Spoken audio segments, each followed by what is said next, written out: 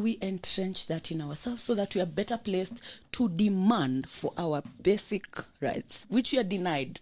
Just basic rights, healthcare, education. Look at our children. They've been out of school for a very long time, and nobody right now is talking about improving the education infrastructure. The BBI does not mention that, does not mention our technological infrastructure. Instead, we young people are expected to be content with menial jobs in the name of kazi mtaani and wheelbarrownomics. Why do we always have to settle for less? You know, you've spoken about very grave things, and I'll give three important individuals who have said important things, then I answer your question. Yash Guy, when we were making the Constitution, said, and I agree with him, that Africa is a graveyard of beautifully written constitutions which are honored in breach. Powerful. My good teacher and friend Hastings Wilfred Opinyo Kothogendo wrote in 1972, the problem of Africa is constitutions without constitutionalism, hollow documents. And lastly, the great president of Chile, Salvador Allende, said of his own country, which is also true of ours, that in Chile we have all the laws dealing with all the things except one law, the law that says we should implement all the other laws. Cynical, but speaks. If you look at the pieces of legislation we have in this country, you'll be amazed. I said before you joined that I grew here, partly here in Nairobi, grew up partly here in Nairobi, partly in my rural home. I was in my rural home up to standard 5 in Usenge Primary School. I did not carry anything. I paid 20 shillings as fees. I never carried an exercise book because it was given at school.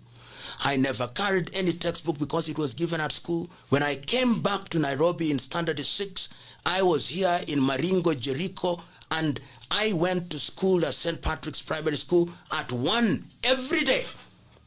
We had lunch called buruga, made at the city council kitchen here in next to Pumwani Hostel. The systems worked. Things were fumigated. I was in Jericho on Sunday, last Sunday, just driving, which I do often. The sewage is gone. In Buruburu, in Jericho, in Maringo, everywhere, the sewage system is gone. Are there bylaws? There are bylaws, for example, that say that hand-drawn carts shall not be used in the city center of Nairobi. We have mikokoteni. So the problem is that there was a time in this country where we had men and women who loved this country. They earned very little. They had no constituency development fund. They had no ward development fund. They just had the will to do what they needed to do.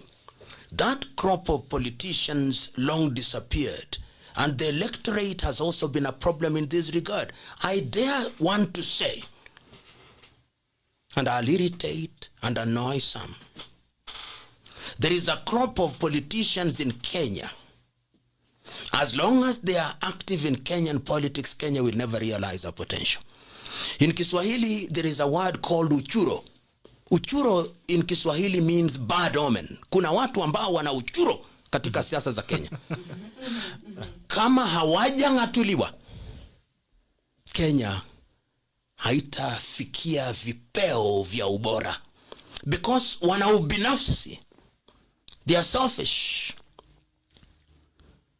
It is Nelson Holisasa Mandela who once said, when you treat politicians like gods, that is the day you release the devil.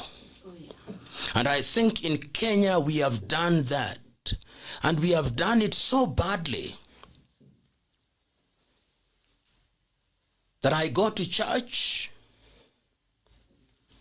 and I see somebody who never worships in my church, and he comes in when the service has started, and the clergyman stops even when they are administering the Holy Communion.